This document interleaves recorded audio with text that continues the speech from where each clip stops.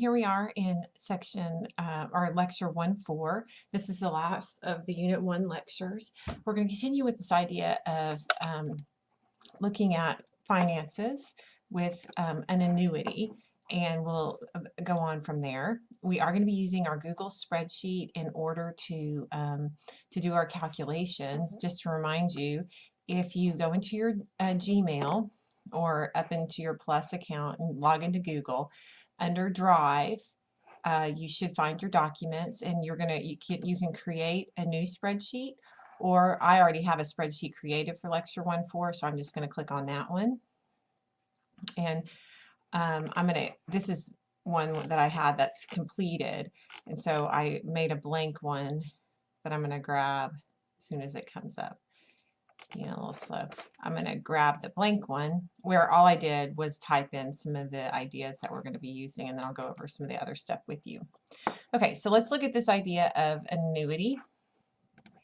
It says the compound interest formula that we looked at in the last section, A equals P times 1 plus R to the T, gives the future value A after T years when a fixed amount of money, P, the principal, is deposited in the account.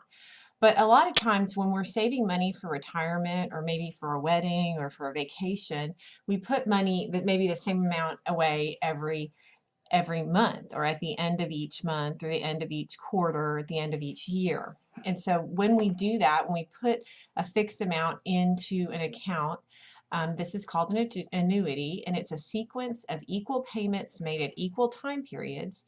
And an IRA, which is an individual retirement account, is an example of an annuity. So the value of an annuity after so many years is going to be the sum of all the deposits plus all the interest paid. Now this is kind of scary. If you look at the formula, this is the formula where P is the principal or the deposit that you make, and then it's 1 plus the interest rate divided by the number of compounding periods per year to the I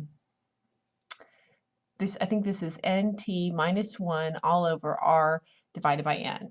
So that formula, while it's good if you just had a hand calculator, it'd be tedious to type in, is not the one that we're going to use. In Google, we have a command called future value, which is equal to the future value. And what you have to do is enter, so you would do equals and then FV, and then you have to put an interest rate in, and this is the interest rate per period. N per, which is the total number of periods. So if you were doing it monthly for 4 years, that would be 48 periods. The payment is the amount that you're going to put in. The present value, this is extra on Google, like if you started with $2,000, or most of the time in this lesson, we're going to have our present value 0, like we didn't start with any money. And the type means either you put the money in at the beginning of the pay period or the end of the pay period. So this is the formula we're going to use. Don't worry, I'm going to go over exactly how to do this with you.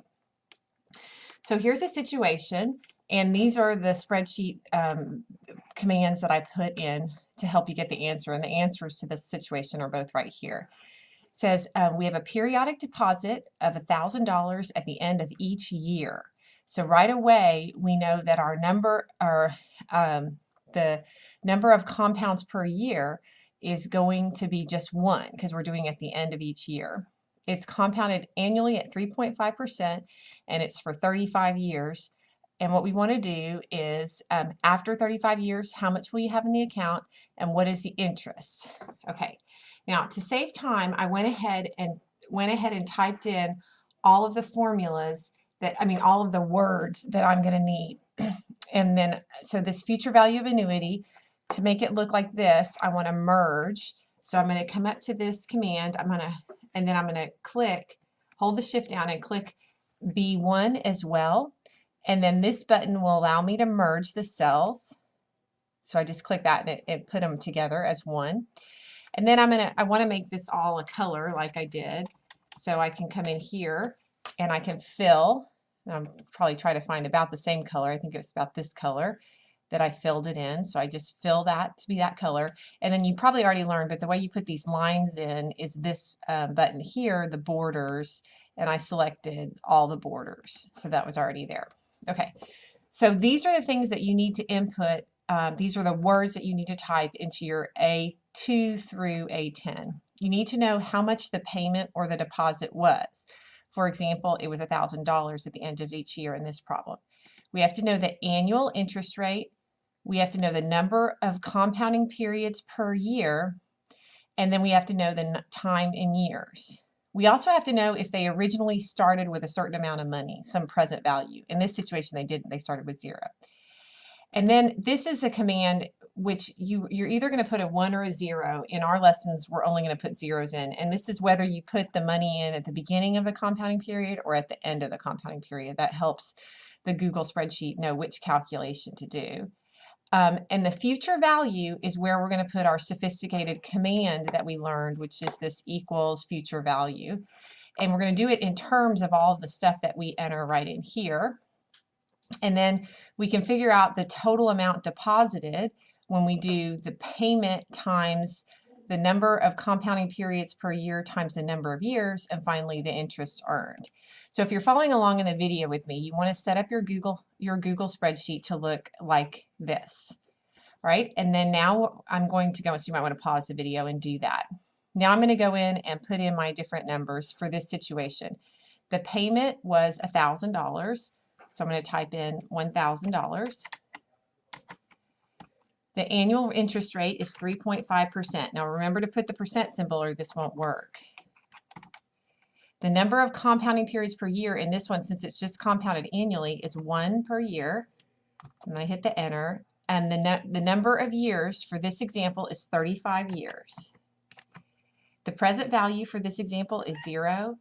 And we're putting the money in at the end of each year, so we put a 0 there. Okay, now is when we put in our fancy formula into the future value, okay? So we're in cell B8. I start with the equal sign, and this is just an accounting discrepancy, but normally future values, when you're making these payments like this, they give you the answer as negative, and so we want the answer to be positive, so we're going to take the opposite of this formula. So I start with the negative sign or the minus sign, okay? So I do a negative, and then I type FV, and then I do the parenthesis, and then you have to do the rate. And they want the rate per compounding period. So what that is you're going to click on your annual interest rate, which is in B3, but then you have to divide that by the number of compounding periods per year, which is B4. Then you do a comma, okay? Then you're going to, according to this, you do the number of periods, which is the number of periods is the number of times per year times the number of years. So remember the Google, for some reason, it won't let me click on B4 if I've just used B4. So I'm going to click on B5 and then the time symbol and then B4. And then I do a comma. Okay, so we did the rate, we did the N per, which is the number of periods. Now we're going to do the payment. Well, the payment is how much we're putting in, which we input in B2. So I do a click on B2, then I do a comma, then it says PV, what's your present value? Well, here ours is 0, but we could change this at any time. We're just kind of building our own calculator. So I'm going to put that in B6, and then I do a comma, and then it asks for the type, and this is what we put in B7. In this homework, we're always going to put it at the end of the year, so we just leave that at 0, but I'm going to go ahead and make it to where we could change it if we wanted. So I do B7, and then I just close my parenthesis and hit enter, and it does the calculation for me, 66,674. That's my future value, and notice that's the answer that's on the notes. Okay, to figure out how much you deposited, that's all that is you probably already know. For 35 years, you put $1,000 in. So you deposited the payment times the number of compounds per year times the number of years. So for example, if you had done this 4 times a year, there'd be a 4 here. And so really you would do 1,000 times 4 times 35. But you only did it once a year, so you're going to do 1,000 times 1 times 35. So I bet you're already ready to write the formula. We'll do an equal sign. We do the payment, so that's B2, times the number of compounds per year, which is B4, times the number of years, which is B5. We hit enter, and we get that we put $35,000 in. So the difference between the future value and the total deposited, that's how much interest this investment earned because you did it for 35 years at 3.5%. You can see that's considerable. So if you want to figure out how much interest that is, what you'll do is you'll come up here and you'll do an equal sign, and we'll do the future value, which is B8 minus B9, and then hit enter. Okay, now I must have formatted this earlier in terms with dollar signs. If yours doesn't have dollar signs, you can come up here and format and then number, and then you can do it with currency. Pick this first one and it'll round it for you. Okay, so what's great about this is now you have created your calculator to answer several of the questions that we have on the homework. So let me go down and I'll show you. We can look at another homework problem and see how easy this will be now that we have the formula set up. Okay, so now the question is that we have $70 at the end of every 3 months, 5% compounded quarterly, and we do that for 40 years. Okay, well, we're ready to use our calculator that we just created.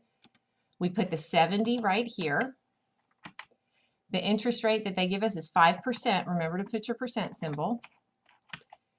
The number of compounds, now it's quarterly because it's every 3 months. And so there's 4 sets of 3 months, right? So we put a 4 in. The time in years is 40 years. And we leave the present value, and since it said at the end of the period, that those are both going to stay 0. And it already did all of our calculations for us. Look, 35,269. That's the future value of our annuity. What did we deposit? Well, we deposited 70 times 4 times 40, which is 11,200. And then the difference between these two cells is the interest earned, 24,069. If you want to be cool, you might want to make this format this one as a currency too, just so you can kind of understand. It all looks like dollar signs.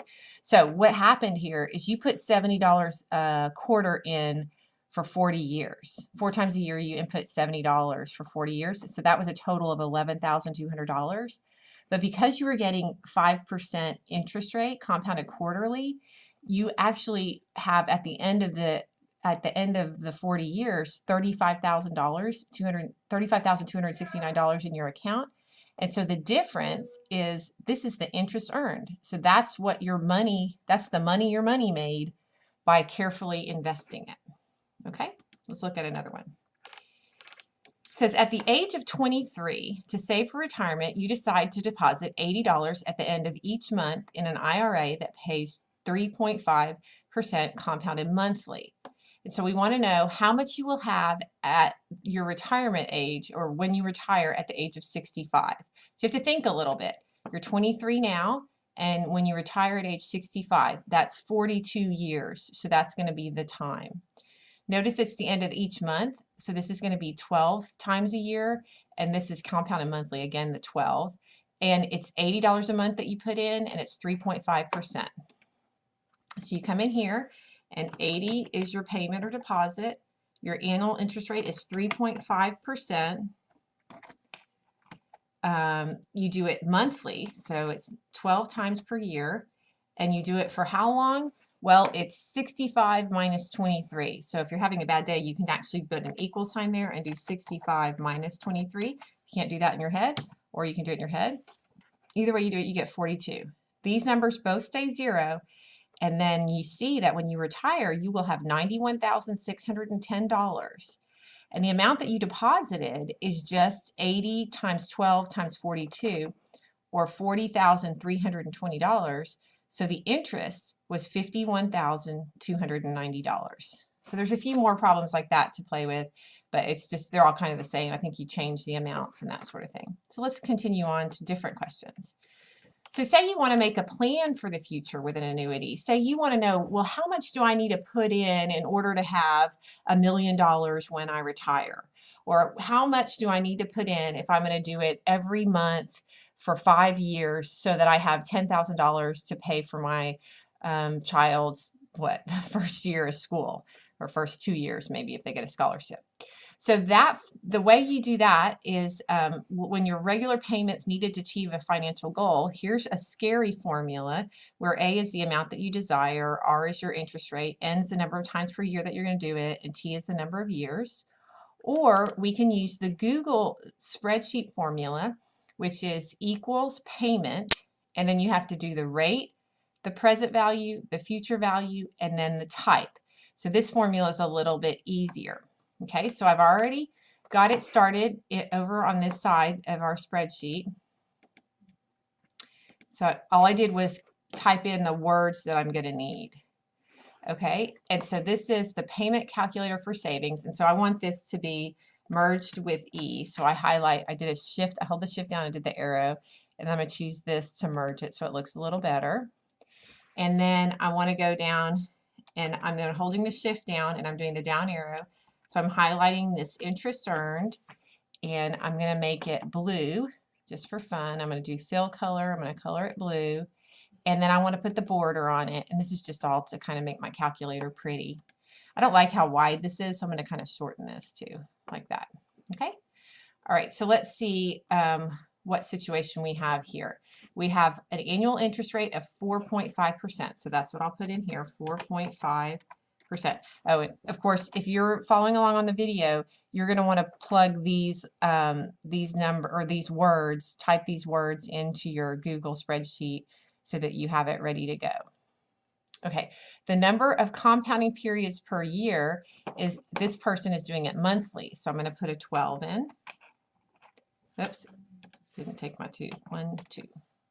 Okay, the time in years for this situation is 10. Now the present value, we're starting with no money. You could actually be starting with money in your account, but in this problem we're starting with no money, so that's 0. The future value is how much we hope to end up with. Well, we want to have in this, our financial goal is our future value. In this case, it's 110,000. All right, and then again, we're putting this in at the end of each month, so I'll put a 0 here. And now we're at the part where we're going to ask Google to calculate the payment for us. So we do equals, and again, you have to do that weird negative sign because otherwise it returns it negative. Then we type the word PMT and then a parenthesis. And if you come down here on the notes, you'll see where what I'm doing is. Okay, and first it's the rate, the rate per period. So that is the annual rate, which is E2, divided by the number of compounding periods per year, which is 12. And then I do the comma, and then I have to do the number of payments that I'm going to do, which is I want to do the 12 times 10, but remember Google doesn't like to do an E3 again. So I'm going to do an E4. So I'm going to do 10 times the 12 because that's the total number of periods. In this case, 120 periods, but I want it to calculate it each time. All right, then you do the present value, which is E5. I did the comma, and now I do the present value, which is E5, and then another comma, and the future value, which is the amount that I want to end up with, which is E6, and then a comma, and then finally whether I'm going to put the money in at the beginning or the end of the period, which is what I put into E7.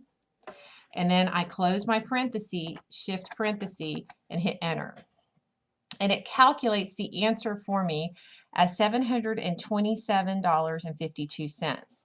Now, I know that you would round that to $728, but on these problems, they want you to round it up no matter what. Even if it was 727.30, they would want it rounded up to 728 because you want to make sure that you have the 110,000 at the end, so you got to go a little bit higher on your payment.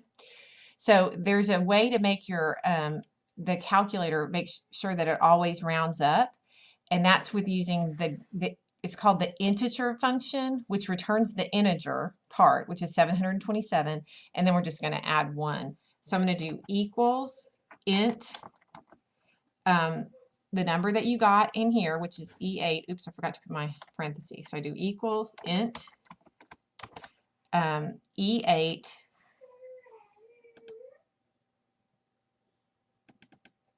okay, I want to take it. What's happening? Let me try this again. Okay, so it's equals int, and then the parenthesis, and then what's in cell E8. Okay, well, I guess I'll just type it in. E8, and then close my parenthesis. So that command says pull off the integer part of that, which is the 727. And then if I add 1, it's going to round it up plus 1. So that's kind of just a snazzy thing to do. I mean, you might just know to round up, and you could just type that number in there if you want, if you don't want to use that. All right, to get the total deposited, you say, all right, I'm going to take my total payments, which is 728. I'm going to multiply it by the number of compounds per year times the number of years. So that's equals 728, which is E9, times E4 times E3. And then I hit enter. And that's my 87,360. That's the total that I deposited. That's how much I put in. And so I'm going to end up with $110,000. So the difference between the $110,000 and the 87,360 is what we call our interest. So I'll do equals E6 minus E10, and I hit enter. So 22,640. So these problems are just slightly tricky because of this weird rounding thing. So you don't round until the final answer, and then you round up to the nearest dollar. So that 727, I had to round up to 728. And then to find the total that I deposited, I had to take the 728, multiply it by the 10 years, and then every month, so times 12. So that's how I did that calculation. That's how I got the 87,360. And then I subtracted 87,360 from the 110,000 to get the 22,640. But I wrote commands so that the Google spreadsheet will do that for me each time. So now the next time I have a question, it should be really easy. For example, this question says, you would like to have $3,000 in 4 years for a special vacation following graduation by making deposits at the end of every 6 months in an annuity that pays 4% compounded semi-annually. Okay, so our spreadsheet's ready to go. We'll just do 4%. Semi-annually is twice a year, so I'll put a 2 in here. We want this at the end of 4 years. Again, we're assuming we don't have any money to start with, so our present value is 0. Our future value is $3,000. That's what we want to end up with. And we're going to do that at the end of every 6 months, so I make that a 0. And so then I find, and look, it did all of the work for me. I'm ready to go. $349.53 is what I need to pay, but I want to make sure that I have enough, so I'm going to go ahead and pay $350 at the end, twice a year. And then in order to figure out the total that I've deposited, I do 350 times the twice a year times the 4 years. So that's where the 2,800 came from. And the interest earned is going to be the 3,000 minus the 2,800. So that's why I have the E in interest earned. Notice I have E6 minus E10. That's how it made that calculation. And in 4 years, you're at 4% interest. It's not going to be a whole lot of interest. The longer you are investing your money, the more money you make on it. But anyway, you can earn $200 in interest in 4 years if you do this. Okay. All right, so now the next thing we're going to look at, you have a few more questions on your homework to practice with that. We're going to look at financing a home. So a mortgage is a long-term installment loan. It could be 30 years, 40 years, or maybe even 50 years, and it's used for the purchase of buying a home, which property is pledged as a security for payment. If payments are not made on the loan, then the lender may take possession. That's that whole foreclosure idea. The down payment is the portion of the sale price of the home that the buyer initially pays to the seller. The minimum required down payment is computed as a percentage of the sales price. So like if you're a first-time home buyer, sometimes you can only have to put 3% down, but if maybe you're buying a home for an investment, you might have to put 20% down. It just depends on the situation. The amount of the mortgage is going to be the difference between the sale price and the down payment. Because obviously you put some down, so you're not going to have to mortgage any more than what the price of the home minus what you put down. A fixed rate mortgage have the same monthly payment during the entire time of the loan. A loan like this has a schedule for paying a fixed amount each period. It's called a fixed installment loan. And a variable rate mortgage or an adjustable rate mortgage have payment amounts that change from time to time depending on the interest rate. You pretty much want to avoid variable rate mortgages and stick to fixed rate mortgages. Okay, there are several computations involved with buying a home. One thing is you go to a bank and you ask to borrow the money. And the way the lending institutions make money is by charging you interest on the loan, but also by charging you points at the time that you close or purchase the house. And that is the time at which the mortgage begins. A point is a one-time charge that equals 1% of the loan amount. So for example, 2 points means that the buyer must pay 2% of the loan amount at closing. And that just goes straight to the bank. You don't get any help for that. That's money you have to pay in order to get the mortgage in addition to your interest. Now, often a buyer can pay fewer points in exchange for a higher interest rate, or lower points for or more points for a lower rate. You get a truth in lending disclosure statement that tells the buyer exactly what the percentage rate is for the mortgage, and that will then take into account both the interest rate and the points that you pay.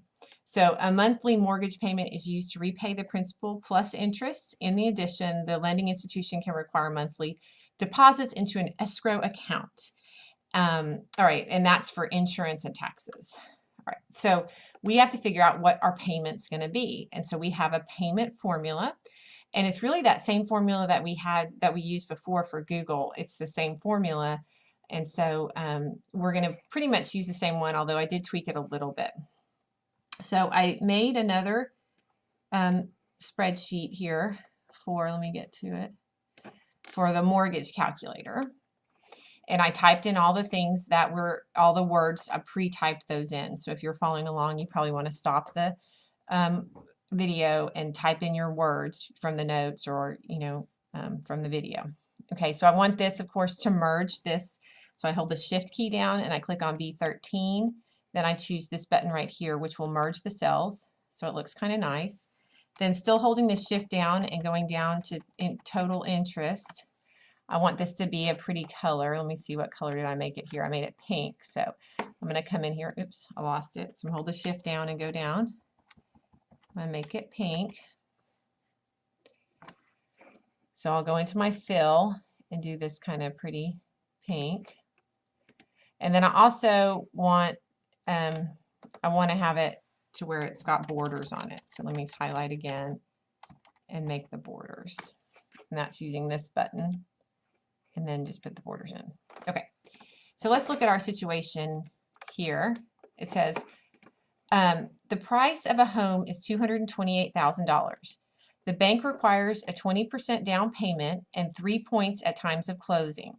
The cost of the home is financed with a 30-year fixed rate mortgage at 8%. So let's put all of this information into our calculator. All right, the price of the home is $228,000. Now the percent down is 20%. So I type 20 and I don't forget to put the percent symbol. Now to figure out the down payment, which is B16, I just do 20% of 228,000. So I'm going to do B15 times B14. So I'll do the equal sign, and I'm going to click on B15 and then do times and then B14 and hit enter. So that is the down payment. $45,600 is how much you have to come up with, or part of what you have to come up with. Now, then to figure out how much you're going to mortgage, you do the $228,000 minus your down payment to figure out how much you're going to borrow. So I do an equal sign, and I'm going to do the price of the home, which is in B14, minus my down payment, which is B16, and I hit enter. And that's how much money I'm going to borrow from the bank, $182,400. But the bank is asking me to pay 3 points. In order for them to give me the loan at all, I have to pay them 3% of the mortgage. So I will do an equal sign. Oh, wait, sorry. For B18, I just put the points in, which is 3 points. So 3 points, or 3%. And then now to figure out how much in points paid at closing, that's when I do the 3% times the $182,400. So I'm going to do an equals, and then I'm going to do B18 times B17, and then hit enter. All right, so that's $5,472. Now the length of the mortgage is 30 years, so I'm going to put 30 years.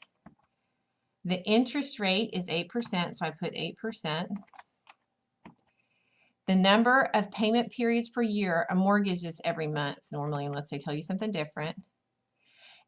Okay, and let me just show you that this $45,600 with the down payment, that was the answer right here.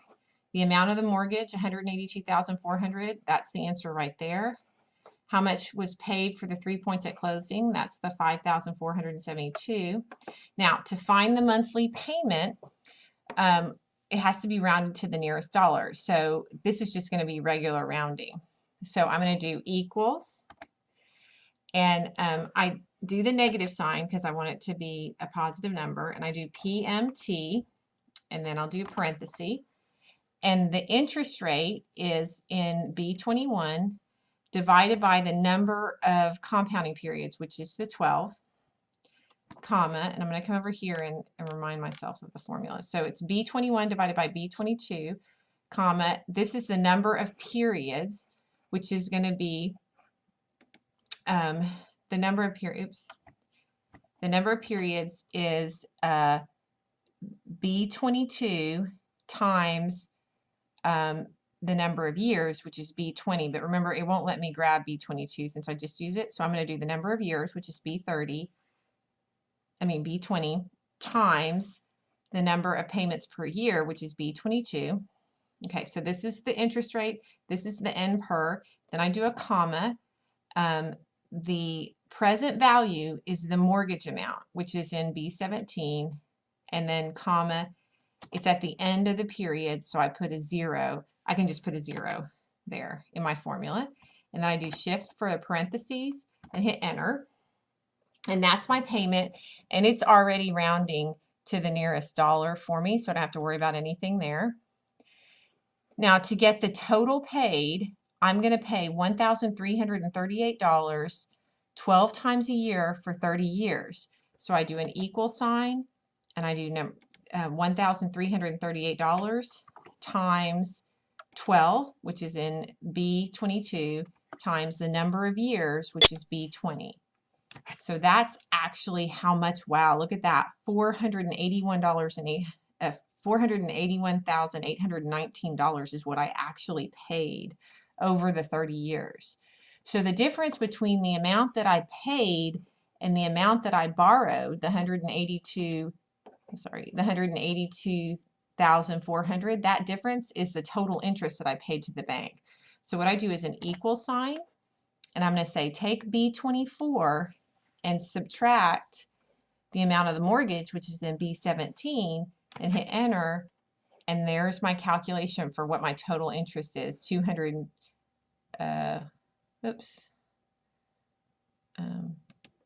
let's see, 299,000. I must have done something rounded. Oh, okay. Yeah, I need it. I didn't round. Oh, I'm sorry. Okay. Yeah, this 1,338 is the payment rounded to the nearest dollar, and I didn't tell you correctly here. I actually need to make this calculation. I actually need to go ahead and type in rounding this to the nearest dollar. So I'm going to fix this real quick. I don't want to redo this whole video. So let me insert above, and then I want to say rounded to nearest dollar.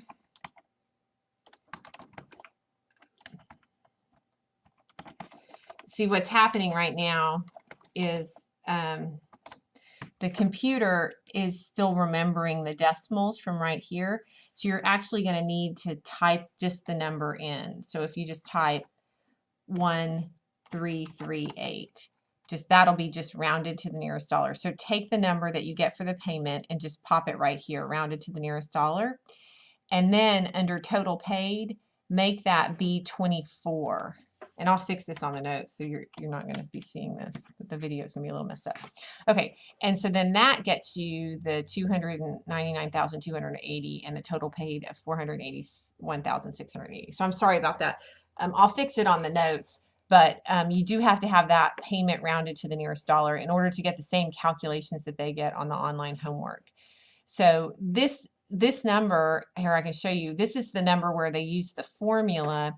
So if you go into format and then number, and then you asked it to give you like 2 decimal places, you'll see that it gives you 1,338.39.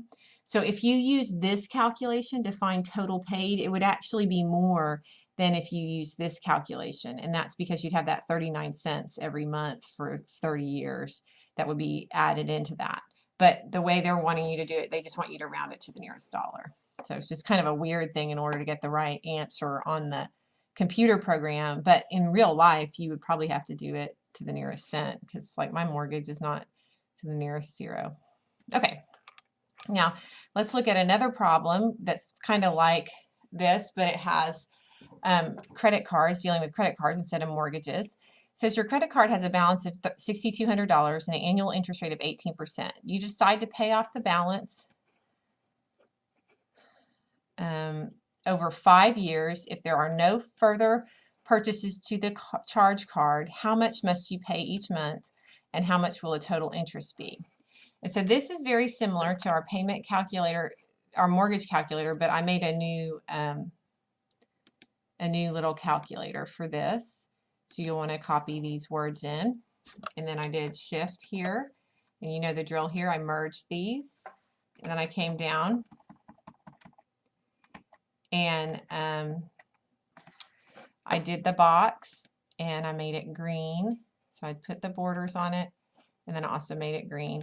These problems are just a little bit persnickety because of the rounding. So that's why I did this one a little bit different than the mortgage one. Plus the mortgage one had a lot more other stuff in it, like the points and everything. Okay, the interest rate is 18%. Woohoo, that's a high interest rate. Now, credit cards are monthly that you make the payment, so that's going to be 12 compounding periods per year, and your goal is to pay this off over 5 years. So the time in years is 5. Now, our present value is what we owe, which is the $6,200. The future value is what we want to end up with, which is nothing. We want to have no money. And we make the payments at the end of each month, so we'll put a 0. All right, now to compute your payment, you do a negative, so you'll do an equals, and then a negative, and then you're going to type payment, and then you have to do the rate, which is what you have in E14 divided by the number of times per year, which is E15, comma, the number of times per total times that you're going to be making this payment. So you're going to do it for 5 years. So that's E16 times E15, and then comma, the present value, which is E17, that's how much you owe, comma, your future value is what you want to end up with, which in this case is 0, so that's E18, and then comma, whether you want to do it at the beginning or the end of the pay period is what's in E19, and then you close that parenthesis and hit enter. And that is your payment, which is $157. But again, if you come in here and you go to format, number, and then look at it like as a currency to $2, you'll see that there's actually some decimals. But the computer tells you to do not round until the final answer, then round to the nearest dollar as needed. So now they're saying round it to the nearest dollar. So that will be you just regular rounding. So that's going to be $157. And so the total that you pay is going to be the $157 times, so we will do an equal sign, and we'll do our payment rounded up exactly, so that's E21 times our number of times per year, which is E15 times the number of years, which is E16, and hit enter. So 9,420, and your total interest paid then is going to be equal to the total paid, the 9,420, which is an E22, minus how much you borrowed, which is the 6,200. So look at that. That's crazy. In 5 years, you paid back $9,420, and 3,220 of it was in interest. So that's why this crazy interest rate of 18% was really dangerous. You really had to pay back almost half as much as you borrowed in that 5-year period. So hopefully these problems will get you through on the homework. The rounding I know is a little bit ornery. You just kind of have to pay attention to what they tell you, and then in order to find the total paid, you want to use your rounded numbers. But once you create these little calculators in your Google spreadsheet, it should actually make the homework go pretty quick because you're just kind of inputting the different situations into the correct calculator.